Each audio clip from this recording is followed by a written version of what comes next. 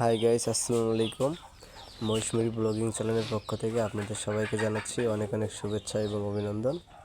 তো প্রতিদিনের মতো আজকেও আমি আপনাদের মাঝে চলে এসেছি। তো আপনারা দেখতে পাচ্ছেন আপনাদের সামনে একটি ধান ক্ষেত দেখা যাচ্ছে। তো আপনাদেরকে এতক্ষণ যে ক্ষেতটি দেখাইলাম ওটি হচ্ছে একটি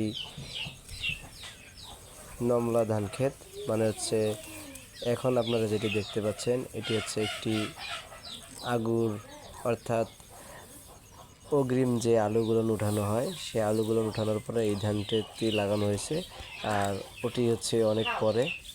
আর এই ধান ক্ষেতটি আমি আগাছা পরিষ্কার করতেছি। তো আপনারা দেখতে পাচ্ছেন আগাছা পরিষ্কারের পরে ক্ষেতটি অনেক সুন্দর দেখাচ্ছে এবং আগাছা পরিষ্কারের ফলে ক্ষেতে ফলন অনেক ভালো পাওয়া যায়। তো আপনাদেরকে দেখাচ্ছি কিভাবে আগাছা পরিষ্কার করতে হয় ধান ক্ষেতে।